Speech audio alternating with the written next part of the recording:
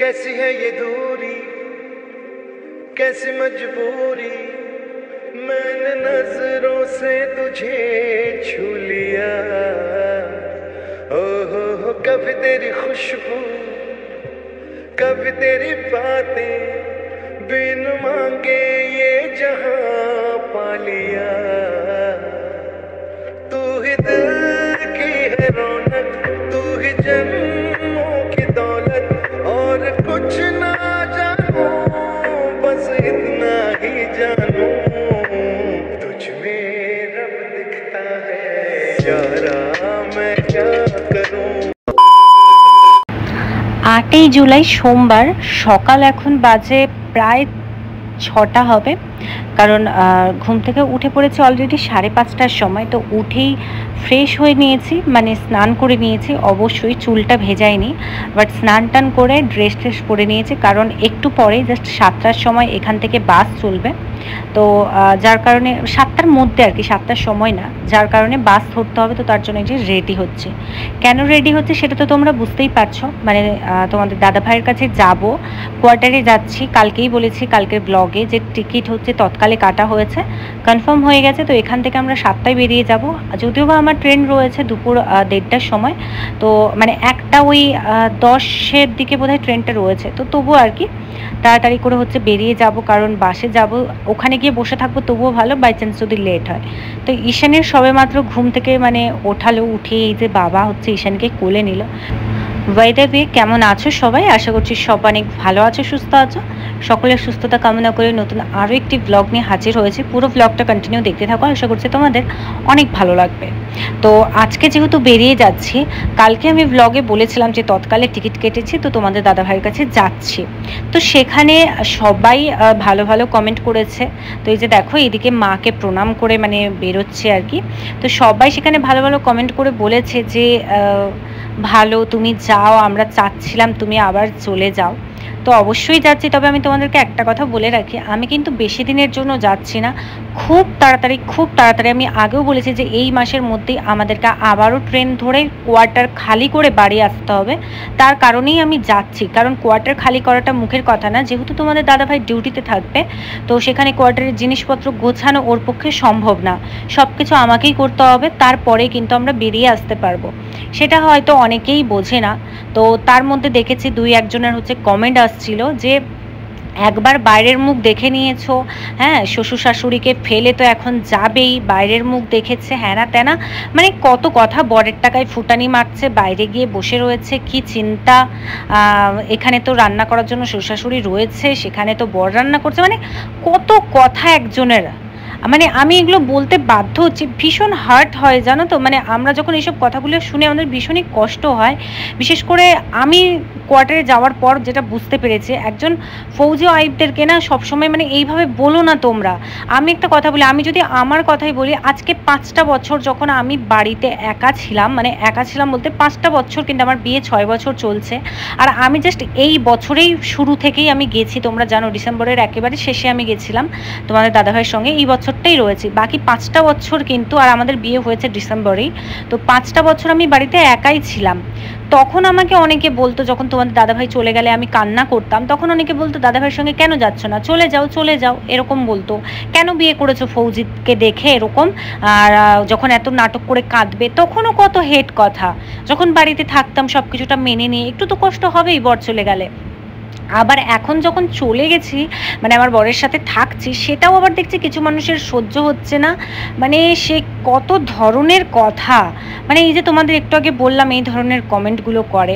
তো আমি তাদেরকে একটাই কথা বলি, দেখো আমাদেরও ইচ্ছে হয় বরের সাথে থাকতে, কারণ একটা মেয়ে কিন্তু বিয়ে করে আসে তার হাজব্যান্ডের সাথেই থাকার জন্য।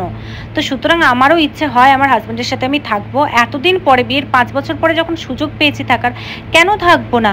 বাকি রইল শ্বশুর মশাই আর শাশুড়ি মার কথা, অনেকবার বলা হয়েছে যে চলুন, বাট তারা রাজি নয়। আর সবথেকে বড় কথা, আমি জাস্ট কিছুদিনের মধ্যেই আমরা চলে আসবো, ঠিক আছে? এইবারে হচ্ছে তোমরা কি বলছো যে শ্বশুর শাশুড়ি তো রয়েছে রান্না করার জন্য, আমি তাকে বলতে চাই আমি তো পরের বাড়ির মেয়ে, নিশ্চয়ই এই বাড়ির মেয়ে না। আমি কিন্তু বৌমা হিসেবে তাদের বাড়িতে এসেছি, আমি পরের বাড়ির মেয়ে। তারপরেও আমার শাশুড়ি মা কেন আমার জন্য রান্না করে মুখে তুলে দেবে? আগে সেই কথাটা বলো তো। যদি না তাদেরকে আমি সত্যিকারের মন থেকে ভালোবাসতাম, তারা যদি না আমার থেকে ভালোবাসাটা পেতো, শুধুমাত্র অবহেলাই পেতো, তাহলে আমাকে তারা কেন এত মাথায় তুলে রাখবে, কেন এত ভালোবাসবে? সেটা আগে বলো। আমিও বেসেছি, ভালোবাসতে পারি, তাই তারাও আমাকে ভীষণই ভালোবাসে, আমায় মাথায় তুলে রেখেছে, আমি ভালোবাসি। তো এখানে আমি খুঁজে পাই না তোমাদের এই ধরনের কথা আসে কি করে। একটা জিনিস বলো তো, আজ যখন 5টা বছর আমি একা বাড়িতে কাটিয়েছিলাম, তখন তো কখনো আমার ধরো রাতে মাথা যন্ত্রণা হচ্ছে, আমি কাকে বলবো? কাউকে বলার নেই, একা একা চুপচাপ মাথাটা মানে ধরে নিয়ে কাঁদতাম। আর তোমাদের দাদাভাইকে ফোন করে বলতাম এই দেখো আমার না খুব মাথা যন্ত্রণা করছে। বলতো কি আর করবে, একটু সহ্য করো। সহ্যই করতাম, কারণ আমি তো ওই সময় বয়স্ক বাবা মাকে গিয়ে বলতে পারবো না, মানে শ্বশুরমশাই শাশুড়িমার কথা বলছি, বলতে পারবো না যে আমার মাথা যন্ত্রণা হচ্ছে, চলুন গিয়ে আমার মাথাটা একটু টিপে দেবেন। নিশ্চয়ই পারবো না। আবার যখন ধরো মানে যেহেতু ব্লগ ছেলে মেয়ে যেই দেখুক না কেন, আমার বলতে লজ্জা নেই, মেয়েদের প্রতি মাসে একটা পিরিয়ড হয়, তো সেই সময় আমি নিশ্চয়ই আমার বাড়ির কাউকে বলতে পারবো না যে আমার জন্য প্যাড এনে দিন। আর গ্রামের বউরা কিন্তু সাধারণত খুব কম বাইরে বেরোয়, জানি এখন সব কিছুটাই অনলাইনে হয়। আমি জাস্ট তুলনাটা মানে কথার কথা তোমাদেরকে উদাহরণ দিচ্ছি। আমাদের যে কোনো প্রবলেম, এটা জাস্ট একটা উদাহরণস্বরূপ বললাম, যে কোনো প্রবলেম আমরা কিন্তু চাইলেই সব প্রবলেম কিন্তু শেয়ার করতে পারি না, নিজেদেরকে অনেক কিছু চুপচাপ সহ্য করতে হয়। যখন রাতের পর রাত জ্বর যখন হতো, পড়ে থাকতাম একা একা, কাউকে বলার নেই যে আমার রাত্রে বেলাতে 102 জ্বর এসেছে, 103 জ্বর, কারণ আমার যখনই জ্বর আসে এরকমই আসে, কাউকে বলার নেই, চুপচাপ পড়ে রয়েছি, ওষুধটা খেয়ে নিলাম প্যারাসিটামল, তারপরে ওই অবস্থায় পড়ে আছি, জানি না কবে বলতে কবে মরেই যাব, কেউ দেখার নেই, এরকমটাই ভাবতাম, জানো তো। সেই কষ্টের দিনগুলো মনে করি। আর সত্যি কথা বলতে, তোমাদের দাদাভাইয়ের এমন একটা জায়গায় পোস্টিং হয়েছে যেখানে এরপর আমি আর যেতেও পারবো না, পরিষ্কার কথা। মানে অনেক চেষ্টা করা হচ্ছিল যে আমি যেন সাথে থাকতে পারি, এমনকি সেখানে বাবা মাও যাবে সেরকমটাও বলেছিল, যে এরপর যেখানে পোস্টিং হচ্ছে ওখানে যদি যাই বাবা মাও যাবে, মানে বাবা মাকেও নিয়ে যাব, এরকমই কিন্তু বলেছিলাম। বাট যাই হোক, জানি না কি হবে। তবে আপাতত যতটা ঠিক আছে যে এমন জায়গায় পোস্টিং, আমি আর যেতে পারবো না, আমার কোনো অসুবিধা নেই। আমি কিন্তু আবারও গিয়ে সেই শ্বশুরবাড়িতে যেমন 5টা বছর কাটিয়েছি, এর পরেও কাটাবো, আমার তাতে কোনো অসুবিধা নেই। তোমরা যখন কাউকে জানো না, তাকে নিয়ে কেন এত কথা বলে আমি খুঁজে পাই না। তারপরে বাকি রইল আরও একটা কথা, কোয়ার্টারে নাকি আমার বর রান্না করে। আরে আমি তোমাকে একটা কথা বলতে চাই, আমার বর যদি দিনরাত রান্নাই করবে, বাড়ির কাজকর্ম করবে, মানে একটা বাড়িতে নিশ্চয়ই রান্না ছাড়া আরও অনেক কাজ থাকে, ধোয়া মোছা, কাপড় কাচা, তারপরে ঘর পরিষ্কার করা, তারপরে তো ছোট বাচ্চা রয়েছে তাকে খাওয়ানো, স্নান করানো, মশলা বাটা রান্না করানো, নানান কাজ থাকে। তো আমার বর যদি সারাদিন বাড়িতে এসে রান্নাই করবে, সমস্ত কাজ করবে, তাহলে ডিউটিটা দেবে কখন? ওকে কি মুখ দেখে এখানে শুধু মানে বউয়ের আঁচলের তলায় বসে থাকার জন্য পয়সা দেয়? নিশ্চয়ই না। আমাদের না ফৌজি বউদের কাছে জাস্ট সপ্তাহে একটা দিন পাওয়া যায়, রবিবার, যারা ফ্যামিলি মেম্বার হয়। তাও আবার কোনো কোনো রবিবার তো এমনও হয় যে ওরা বাড়িতেও পর্যন্ত আসতে পারে না, রবিবারও ওদেরকে এক্সট্রা ডিউটি দিতে হয়, বুঝলে তো। হয়তো দেখা যাবে মাসের মধ্যে 2টো রবিবার ওরা পাচ্ছে, 2টো রবিবার পায় না। তো আমার বর যদি সারাদিন ডিউটিতে দিল, 2 ঘন্টা বাড়িতে আসে, সেই 2 ঘন্টা নিশ্চয়ই ও রান্না করে খেয়ে যাবে না? আমাকে রান্না করে রাখতে হবে, সব কিছু রেডি করে রাখতে হবে, তবে এসে বাড়িতে এসে খেয়ে যাবে। আর বাকি রইল সপ্তাহে ওই 2টো দিন, বা কখনো কখনো যখন নাইট ডিউটি থাকে না, তখন এসে কিন্তু অবশ্যই আমার সাথে সাথে হেল্প করে। তার মানে এই নয় পুরোটাও করে। আমি যখন একা রান্না করি, আমার মানে যেহেতু এখানে ক্যামেরা ধরার কেউ নাই, তাই কিন্তু আমি সব সময় ক্যামেরাটা মানে অন করে ভিডিও করব এরকম মেন্টালিটি মানে পারি না আর কি, মানে হয়ে ওঠে না, বাচ্চা কাজ তার সাথে ক্যামেরা অন, এই জন্য করতে পারি না। বাট যখন আমার বর কাজ করে, আমি সেই জায়গায় ক্যামেরাটা ধরে তোমাদেরকে দেখাই, তাই তোমাদের মনে হয় যে সব কাজ বোধহয় ওই করে, কিন্তু না, একটা কোয়ার্টারের কাজ একটা মেয়েকেই করতে হয়। এখানে না মেড পাবে তুমি কাজের জন্য, আর না তো হচ্ছে তোমার বর সবসময় তোমার জন্য সব কাজ করতে পারবে, ঠিক আছে। এই যে দেখো, বাবা ছাড়তে এসেছিল, ট্রেনের টাইম হয়ে গেছে, তো বাবা হচ্ছে বিদায় জানিয়ে দিল, আমরা চলে যাচ্ছি। এবার বলে রাখি, 4টে দিন যেমনি আমি ছিলাম, 4টে দিন কিন্তু আমি 2 বাড়িকেই মেনটেন করেছি, আমার মায়ের বাড়ি এবং শ্বশুর বাড়ি 2 বাড়িকেই কিন্তু আমি মেনটেন করেছি। করে তারপরে আবার হাজব্যান্ডের কাছে যাচ্ছে, ওই যে বললাম কোয়ার্টার খালি করতে হবে, কোয়ার্টারের সমস্ত জিনিসকে প্যাকিং করতে হবে। এই দেখো দক্ষিণেশ্বরটা পেরোচ্ছিলাম, তাই ভাবলাম একটু ভিডিও করি। এবার দেখো একটা কথা বলি, যে মানে অনেক দিন ধরে বলছি কোয়ার্টার খালি করব খালি করব, আমরা যতক্ষণ না মানে তোমাদের দাদাভাইয়ের পোস্টিংটা নিয়ে একটু গন্ডগোল চলছে, যার কারণে আমরা মানে পারফেক্ট ডেটটা জানতে পারছিলাম না, এই জন্য ভাবছিলাম কিছুদিন পর। তারপরে মাঝখানে যেহেতু আমার বাবার এরকম একটা ঘটনা ঘটেছিল, তোমরা অনেকেই জানো বা প্রায় জানো, তো তার কারণে আমাকে মাঝখানে যেতে হয়েছিল, আবার আসা আবার যাওয়া, মানে এই কারণেই কিন্তু আমাকে এতবার আসা যাওয়া করতে হচ্ছে। নাহলে কিন্তু অলরেডি আমরা মে মাসেই কোয়ার্টার খালি করে চলে যেতাম, কিন্তু মে মাসে ছুটি চলে যাওয়ার কারণে তারপরে যেহেতু তোমাদের দাদাভাইয়ের পোস্টিংটা ক্লিয়ার হয়নি, তাই আরও একটা মাস রয়ে গেছি, একটা বলো বা 2 মাস রয়ে গেছি, এই হচ্ছে ব্যাপার। মানে আশা করি আজকে তোমাদেরকে অনেক কথাই বললাম। খুব কষ্ট হয় জানো তো, যখন কিছু মানুষ আমাদেরকে এরকমভাবে মানে জাজ করে, যে কাকে জাজ করছে না করছে আমার জানার দরকার নেই, মানে বিশেষ করে আমাকে যখন জাজ করে আমার খুব খারাপ লাগে, যে 5টা বছর যখন আমি বাড়িতে একা কেঁদেছি, কষ্ট পেয়েছি, বা এর পরেও গিয়ে যখন কাঁদবো কষ্ট পাই, দেখো বড়মশাই ফোন করেছে, তো তখন কে দেখবে? তখন মানে তখনও কিছু মানুষ বলতে আসবে কিসের জন্য বিয়ে করেছো ফৌজিদেরকে দেখে, এরকম বলে। তারপরে আমাকে আরও একটা কথা বলছে যে বরের টাকায় বাইরে গিয়ে নাকি ফুটানি মারতে আমি খুব ভালোই পারি, মানে আমি কেন, সমস্ত ফৌজি বউরা নাকি ভালো পারে, ভালোবাসে। আমি সবার কথাতে যাচ্ছি না, আমি আমার কথায় আসি। আমি কিন্তু তোমাকে একটা কথা বলে রাখি, আমার বরের টাকায় যে আমি ফুটানি মারি তা কিন্তু নয়, আমি নিজেও ইনকাম করি। আর 2 নম্বর কথা, আমি এবং আমার বর দুজনেরই ইনকাম আমরা একটাই মনে করি, ঠিক আছে? আমরা দুইজনের হাতটা শক্ত করে ধরে রেখেছি, ওর বিপদে আপদে মানে আমি ওর পাশে থাকি, আমার বিপদে আপদে ও আমার পাশে থাকে, বুঝলে তো? মানে আমি যে শুধুমাত্র বরের টাকায় নাচছি, ফুটছি, উঠছি, এরকম কিন্তু কোনো ব্যাপার না। শুধু আমার ঘরে কেন আর আমাদের এই কোয়ার্টারে কেন, সব জায়গায় কিন্তু আমরা দুইজনের হাতটা শক্ত করে ধরে রাখি, আমরা দুইজনেই ইনকাম করি। সুতরাং এইভাবে কথা বলো না যেটা তোমরা জানো না।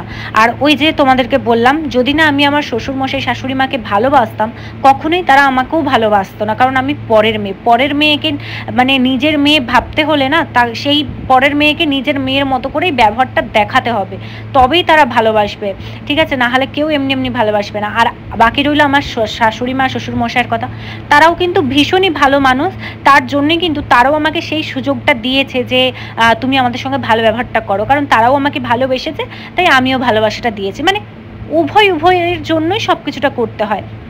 তোমাদেরকে অনেক কথা বললাম, অনেকে আমাকে ভীষণ পরিমাণে ভালোবাসে, ভীষণ সাপোর্ট করে, আর অনেকে হচ্ছে আমার শ্বশুরবাড়ির ব্লগ দেখতেও পছন্দ করে। কিছুদিন পর থেকে চিন্তা করো না, তোমরা আবার কন্টিনিউ আমার শ্বশুরবাড়িরই ব্লগ দেখতে পাবে, ঠিক আছে?